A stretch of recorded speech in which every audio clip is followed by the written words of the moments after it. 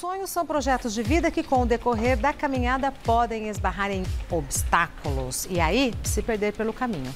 Hoje, a nossa querida Pamela Domingues traz duas histórias que são exemplos da importância de sempre mantermos os nossos sonhos vivos. Vamos acompanhar juntas. Já dizia Chaplin, enquanto você sonha, você está fazendo o rascunho do seu futuro. Nós vamos conhecer agora a história de duas mulheres sonhadoras que, apesar de enfrentarem graves doenças, não desistiram dos seus sonhos. Elas recalcularam a rota e chegaram lá.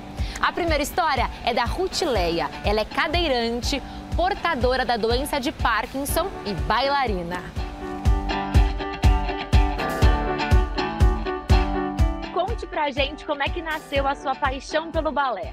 Aos 6 anos de idade, eu tinha um sonho de ser bailarina, né? Mas naquela época eu não tinha condições financeiras para poder participar das aulas. E quando eu me tornei adulta, eu montei uma escola de educação infantil, depois de me formar em professora e tal. E aí eu aproveitei e coloquei uma professora para dar aulas de balé na escola de educação infantil, para poder eu estar pegando um pouquinho ali, aquela vontade do sonho, né, florescendo novamente.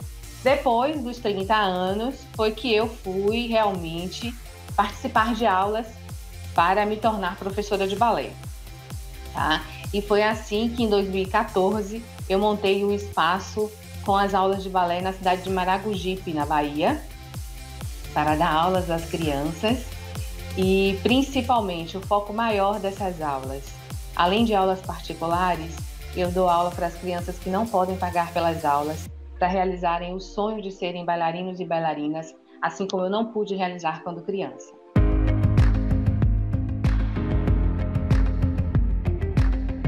E quando você finalmente conseguiu realizar esse sonho, né? Conseguiu dançar, ser a bailarina que você tanto desejou, tanto quis, você se tornou portadora da doença de Parkinson.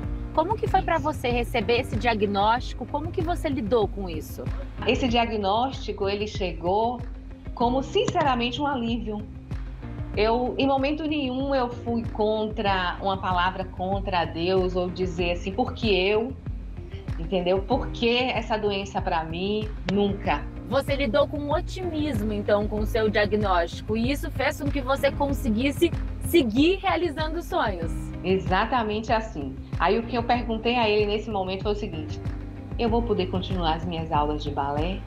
Ele disse, é o que mais você precisa fazer realmente para poder evitar que ela avance, né? Porque sabemos que é uma doença neurodegenerativa e que ela avança, ainda não tem cura, mas tem um tratamento à base das medicações.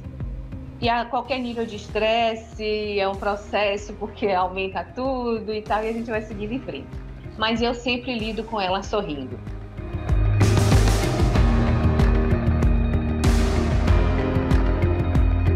E Ruth, quando você se tornou cadeirante, como que você se adaptou para conseguir seguir dando aulas de balé para as crianças? É algo que você, em primeiro momento, realmente é impactante, né? Porque você se esbarra com um monte de dificuldades à sua frente. Desde você sair na sua porta de casa até realmente dentro da própria casa, porque a gente tem que sofrer várias alterações. É uma mudança geral. Eu analisei da seguinte forma: eu vou deixar de voar com os pés e vou voar com as rodas. Então, eu não vou me limitar a não deixar de voar. Vou continuar voando. E me disseram que você poderia dançar um pouquinho pra gente. Será que a gente consegue fazer essa transmissão agora aqui juntinhas? Você daí e eu daqui? E o pessoal de casa? Com certeza.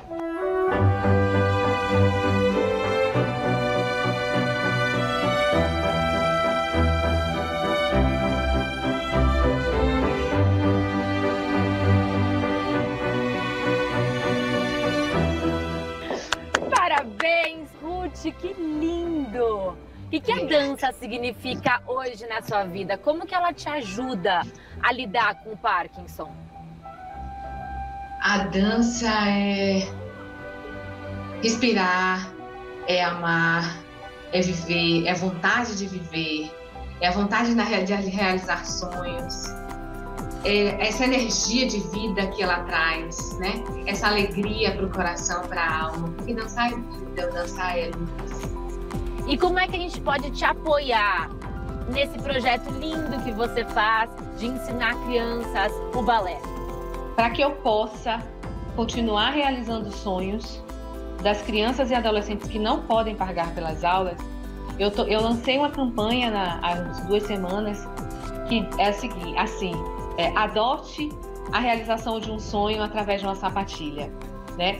Para eu manter um aluno no espaço, eu tenho um custo. Aí tem um valor mensal, de uma cota mensal, que vai agora de abril a dezembro de 2022. E aí pode ser uma pessoa física, um empresário, quantas sapatilhas queira adotar.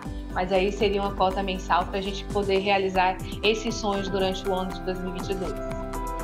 Rosileia, muito obrigada por compartilhar conosco a sua história. A sua história é inspiradora, tocou meu coração e tenho certeza que tocou também o coração de quem está nos assistindo. Muito obrigada, viu? Siga voando alto!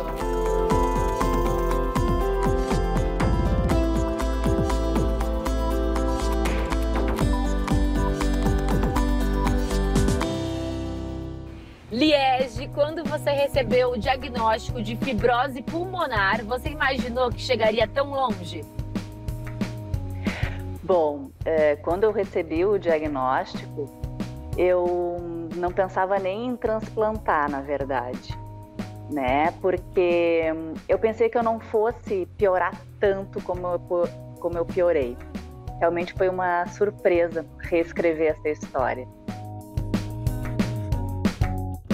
Enquanto você aguardava o transplante, você aguardou se movimentando, pelo menos intelectualmente. Você estudou e se formou em educação física? Isso, eu já tinha 2 formações, que era fonoaudiologia e biologia, mas o meu sonho era fazer educação física. Então, paralela à evolução da minha doença, eu fui cursando educação física porque era um sonho meu. E eu ia com concentrador de oxigênio, ia a pequenos passos, mas eu não desisti. E logo na sequência, o pulmão chegou. Isso, eu me formei em julho de 2011 e em setembro eu recebi a ligação de que havia chegado o meu pulmão esquerdo, né, que é o que me dá fôlego hoje em dia. Eu vivo somente com ele, né, o direito ele está totalmente comprometido, mas eu consigo viver muito bem, plenamente com esse meu presente. Na verdade, eu não tinha ideia do que eu conseguiria, né, dos meus resultados. Eu só queria estar presente ali. E fui, então, como a primeira mulher brasileira, né, a representar o nosso país para dar visibilidade para a causa, né? E na sua primeira competição, na sua primeira corrida, você já ganhou. Isso. Na minha primeira corrida, eu tive essa grata satisfação de conseguir o primeiro ouro feminino do Brasil nesse tipo de evento. E eu fiquei incrédula no dia, assim. Eu lembro que eu levava as mãos assim à cabeça como, né, não acredito no que está acontecendo. E você não parou por aí, porque hoje você é bicampeã nessa modalidade e busca mais, né? Isso, eu consegui o bicampeonato em Málaga, na Espanha, em 2017. E ano que vem tem o próximo Mundial na Austrália, onde eu vou tentar o tricampeonato, estou treinando para isso. Mas o mais importante de tudo é realmente estar presente, né, com tantos outros transplantados numa celebração pela vida. Você sente que você foi e segue sendo movida a sonhos? Com certeza, sempre. Os sonhos sempre estão presentes, a gente tem que estar movido por metas, por objetivos. E o meu sonho não é somente esse do tricampeonato, o meu grande sonho também é de ter mais doadores de órgãos no nosso país, para que essas 50 mil pessoas sejam agraciadas, que estão em lista hoje, né? Então, sonhos sempre. Muito obrigada por compartilhar conosco a sua história. Estamos na torcida para que você consiga esse tricampeonato inédito e consiga também levar longe essa mensagem da importância da doação de órgãos para que todos consigam seguir realizando sonhos. Um beijo para você. Beijo, muito obrigada pela oportunidade.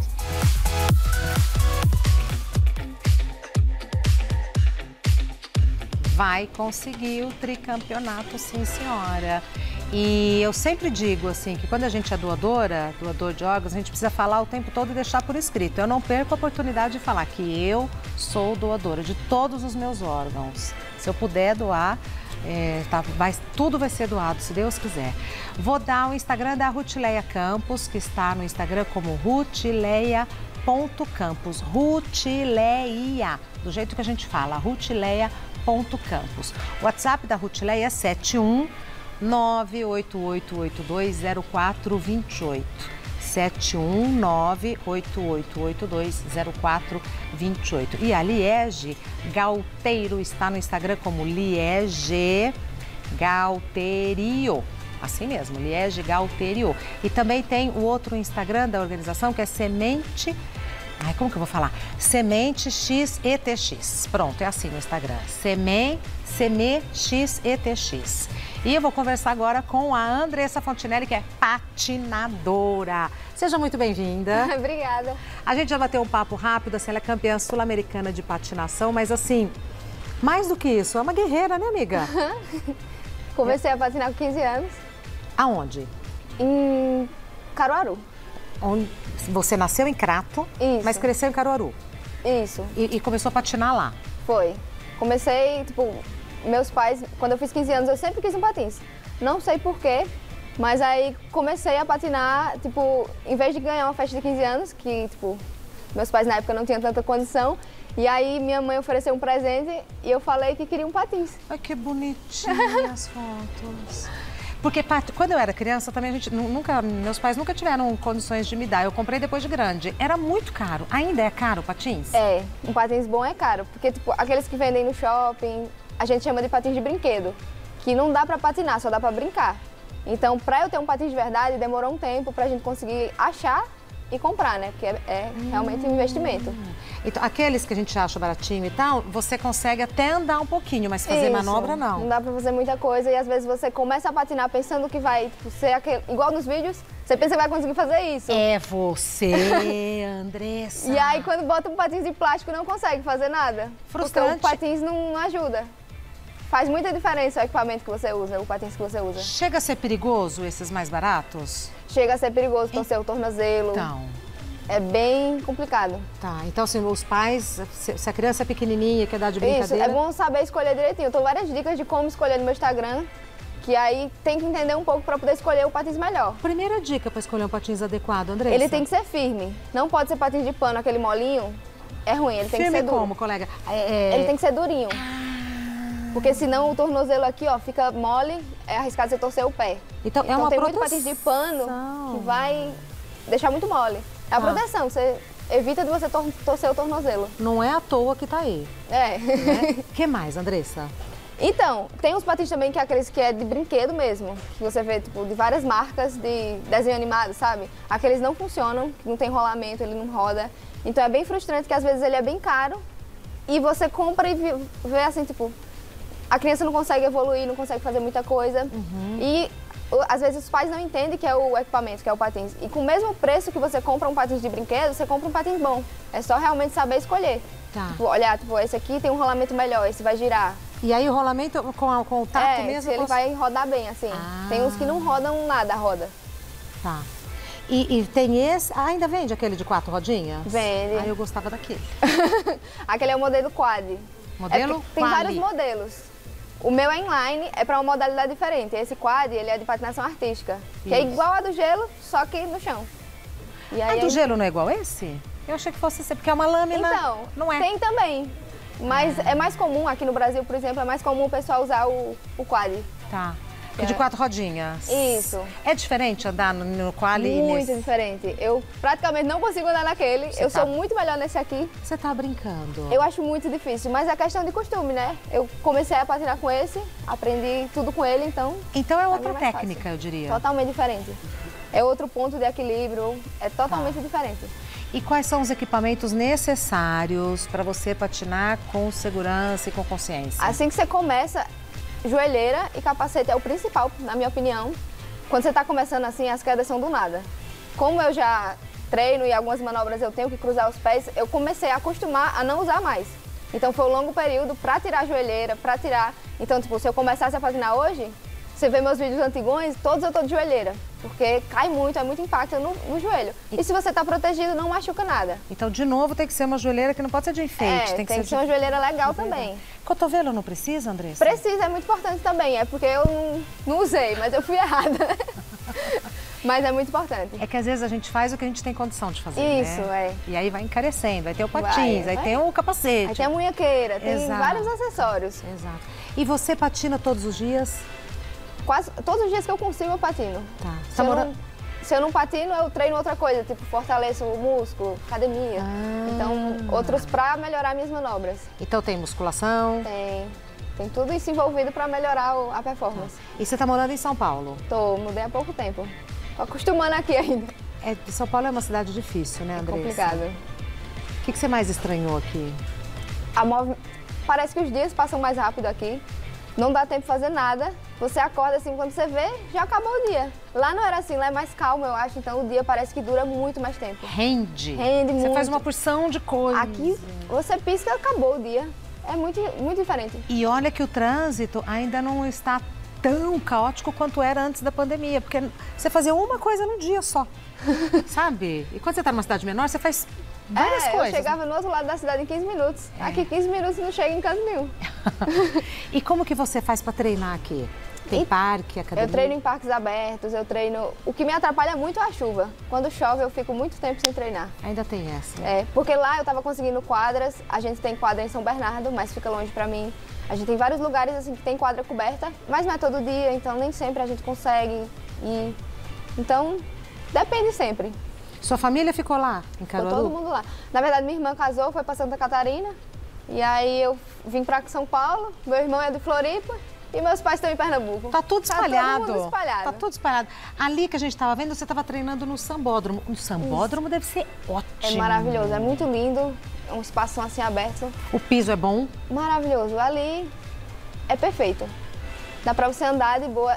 Quando você tem um espaço muito grande assim, dá aquela sensação muito grande de liberdade, porque é muito aberto. Então você não tem medo de bater em nada, é só ir. E você consegue autorização pra entrar lá? Então, lá... Qualquer pessoa pode ir, é tipo... se eu não me engano, é aos domingos que funciona. E aí é aberto ao público para patinar, para fazer qualquer tipo de exercício, pode fazer lá. Por exemplo, o Minhocão é aberto todos os domingos, mas o piso é muito ruim, não é? É estranho, não é tão bom feito esse. Esse aqui é maravilhoso. Porque se tem um buraquinho, você corre o risco... Isso, se tem pedrinha no meio também. As pedrinhas acho que é o maior inimigo da gente. Porque qualquer pedrinha, assim, tem muito acidente sério que é com pedrinha. Por isso que na rua eu só saio de capacete. Tipo, treinar slalom, a gente não precisa porque a gente aprendeu a cair. Então, tipo, depois de muito tempo, eu já sei como eu vou cair. Sempre eu caio do mesmo jeito. Ou eu caio sentado, ou eu caio meio de lado, ou eu caio rolando. Então, não vai acontecer nada. Mas na rua, eu não tenho como controlar. Então, tem pedrinha, tem tudo, né? É, muita sujeira. Capacete sempre. E você aprendeu a cair caindo? Isso. Na verdade, quando a gente vai dar aula, é porque eu aprendi sozinha, né? Então, eu não tive muita informação quanto a gente tem hoje. Então, hoje a gente ensina a cair na primeira aula. Tipo, se você for fazer uma aula de patinação, você vai botar a joelheira, tipo, da minha modalidade, de street, de todas as outras modalidades, você bota uma joelheira e você vai se jogar no chão para aprender a cair sem se machucar. Que aí você já fica seguro. E quando você, igual aquela imagem que a gente estava vendo do Sambódromo, você sabe a que velocidade você chega? Eu acho que o máximo que meu relógio pegou, acho que foi uns 50, 40 por hora. Você tá brincando. Mas dá pra ir muito mais rápido, é porque a minha modalidade não é velocidade. Mas tem gente aí que chega a mais de 100, fácil, descendo a ladeira. Você tá aí até 50 quilômetros? Dá pra chegar, tranquilo. Deve ser um vício, que deve ser uma delícia. É muito bom. É tipo, o carro do seu lado e você vai igual com ele. Menina. É muito bom. Então você aprendeu sozinha, mas você nunca teve uma professora ou uma instrutora? Então, eu morava no interior, não tinha muito... Minha modalidade é bem específica. Tinha um cara lá que fazia e eu olhava assim de longe, aí eu tentei aprender algumas coisas com ele. Mas o máximo eu ficava viajando, aí aprendia com o pessoal, voltava e ficava treinando. Então eu ficava tipo indo, aí eu ia em Recife, aprendia com o pessoal de lá, que tem um pessoal muito bom lá. Voltava para casa e treinava tudo, mas era bem demorada a evolução. Quando eu mudei para São Paulo, eu evolui muito mais, porque aqui tem muita gente que patina, muita gente para me ensinar.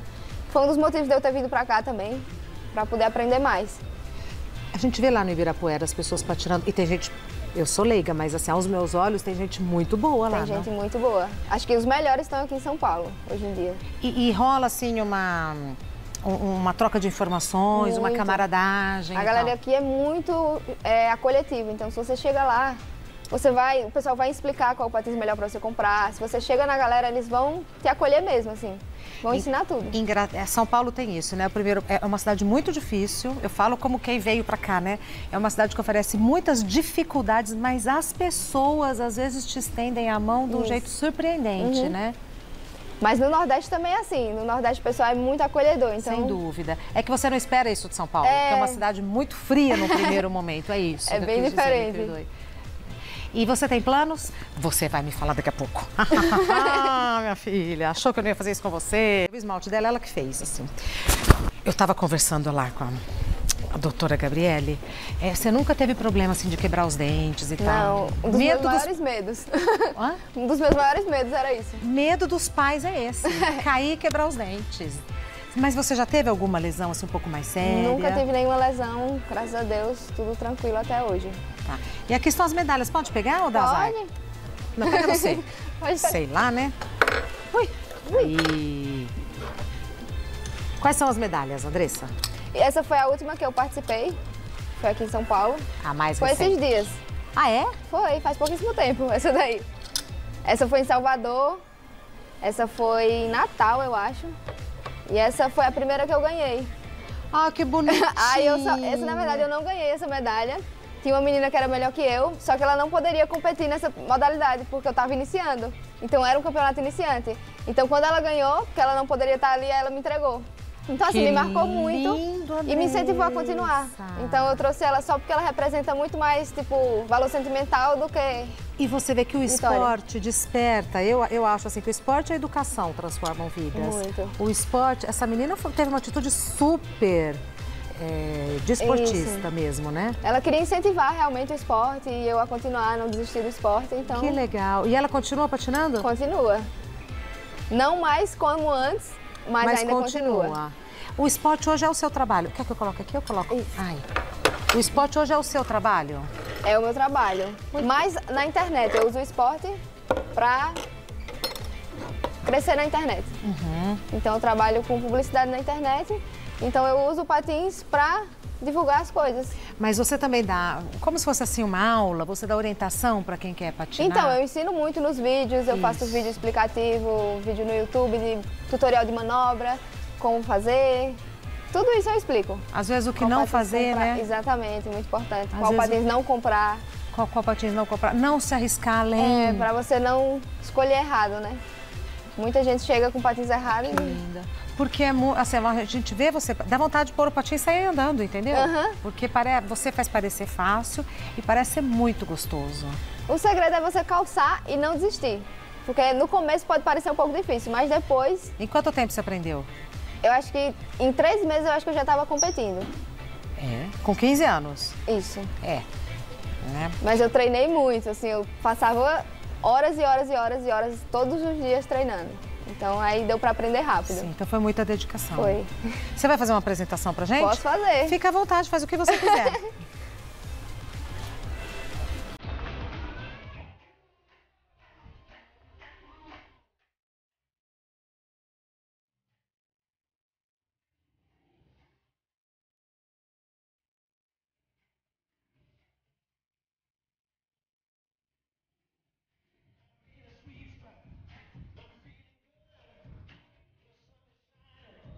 Ai, que linda! Ai, que linda! Seus pais ficam tranquilos? Ou até hoje sua mãe diz que... Ela fica meio com o coração na mão, eu fico fazendo as coisas também, né? Eu não me aquieto, mas ela me apoia. É, mas eu que não sou mãe dela, fiquei com o coração na mão. Ela tá lá em Caruaru? Tá lá em Caruaru. Quando eu tava lá, ela que gravava meus vídeos, ela que fazia tudo. Que graça. Eu ensinava ela a mexer na câmera assim, ela ia focando no manual e conseguia fazer. Vários vídeos que passaram foi ela que fez. Você tinha paciência com a sua mãe, Andressa? Quando eu tava gravando, eu não tinha muito não, mas ela tinha comigo, então... Vocês têm que ter paciência com a gente. Como que ela chama? Eunice. Eunice, parabéns pela filha, viu? Parabéns. De verdade, uma menina encantadora. Eu vou dar o TikTok da Andressa Fontinelli. É @Andressa, com 2 S, Fontinelli. Fonti com I, Nele com 2 L's e E. Andressa Fontinelli. No Instagram, da mesma maneira, só que tem um ponto. Andressa.Fontinelli. No TikTok, Fontinelli com 2 L's. No Instagram, Fontinelli com 1 L só. Mas se colocar Andressa Fontinelli, chega em você, né? Isso. A maioria Andressa Fontinelli já encontra. No YouTube não tem? Tem também. Tá, tudo Andressa Fontinelli. Tudo Andressa Fontinelli. Tá. E quais são os seus projetos, seus planos? Estamos assim, eu diria no começo do ano e tal. Agora eu quero criar muito conteúdo e criar muito mais tutoriais. Porque eu tenho alguns, mas eu acho que são poucos. Então, para incentivar a galera realmente a entender um pouco mais do esporte, eu quero explicar bem. Então, minha meta esse ano é postar bastante, tipo assim, criar muito conteúdo sobre a patinação para a galera ficar mais informada também. E morando em São Paulo? Isso, tudo aqui em São Paulo. Meu Deus, e a saudade, como é que faz? Então, em breve eu vou lá visitar. Eu acho que eles vão se mudar pra cá em breve. Seus pais? Isso, pra cá pra perto, assim, pra Santa Catarina, pra algum lugar mais perto daqui. Tá. Eles estão se planejando lá pra se mudar, então vamos ver. Que legal, que seus planos se realizem, que sua carreira seja muito sucesso. Um beijo pros seus pais, até breve. Obrigada por ter vindo, bonequinha. Obrigada pelo convite. Foi ótimo. A vontade de pôr o patins e sair, só que não. Eu tenho patins, mas estão no armário. Bom.